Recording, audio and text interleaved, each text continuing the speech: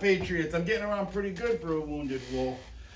There is a couple of quotes I wanted to tell you, and, you know, I'm about as good as a director as I am an astronaut, so I'm just going to bring it in. These are some quotes that I missed from my last post.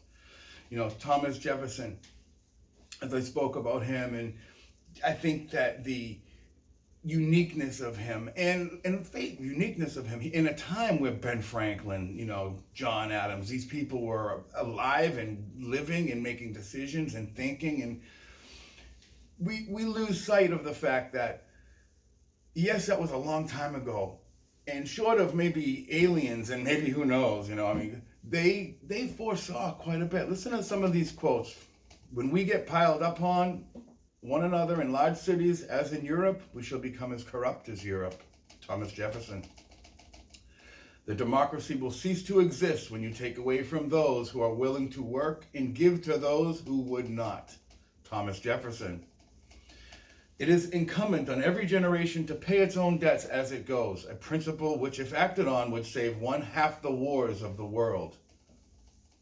Thomas Jefferson. I predict future happiness for Americans if they can prevent the government from wasting the labors of the people under the pretense of taking care of them. Does this sound familiar? My reading of history convinces me that most bad government results from too much government. Thomas Jefferson. No free man shall ever be debarred the use of arms. Thomas Jefferson. The strongest reason for the people to retain the right to keep and bear arms is, as a last resort, to protect themselves against tyranny in the government. Thomas Jefferson. Do you think they didn't see trouble? They didn't see the potential for what power does? Look, I say it all the time, and I'm quoting someone, but I don't know who. I'm sure you'll tell me. If you want to see a man's character, you want to see his integrity, you can give him strife and struggle, but men, we can handle that. We're tough. You want to really test a man's character, give him power. And then, and what are we seeing today, people? The tree of liberty must be refreshed from time to time with the blood of patriots and tyrants. Look, people hear this and, oh, you are a Nazi. No, listen, that's a true patriot. This is the last resort, and God forbid anything ever got to that point, but guys, this is tried and true. They like to talk about the mail-in ballots tried and true. It's not tried and true. These statements, this line of thinking, understanding what the opposite would be and is and was existing at times. You see, they knew where they came from. They knew. We always talk about that scene in The Patriot where Mel Gibson, you know, sees their retreat and then he runs with the flag, and, you know, I'm going to get choked up, of course, because that's what I do. But guys, we fought for this country to be the way it is. Why are we giving it away? Why? How have we allowed media, our daily life, our cell phones, our programs, our jobs, our relatives, our trusted people in our lives, our religious leaders, how are we going to let them tell us what we're watching happen? Do you understand what's happening? Please. To compel a man to subsidize with his taxes the propagation of ideas which he disbelieves and abhors is sinful and tyrannical. How about getting, like, you know, I could go into a million directions. I don't want to make this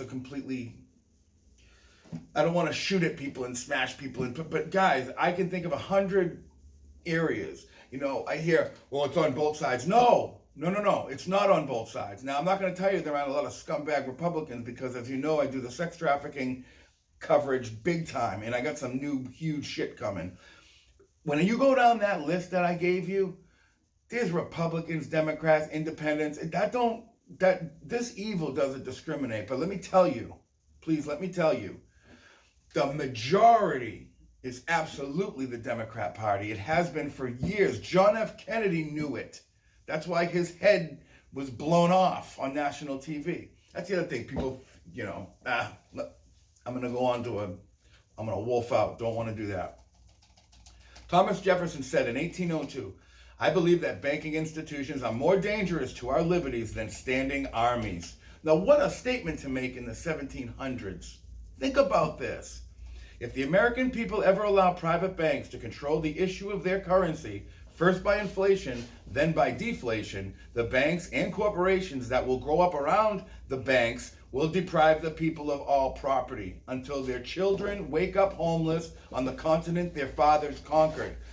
I'm going to read that again for you who just don't want to understand what's happening here. Yeah, I'm going to end up crying over this shit.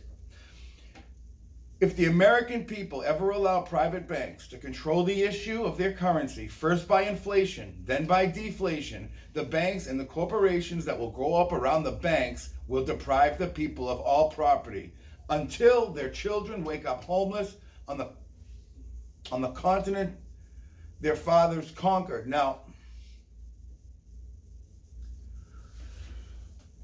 do you understand the magnitude of what that really means? Guys, come on. Wolf out. Can't be crying on shit.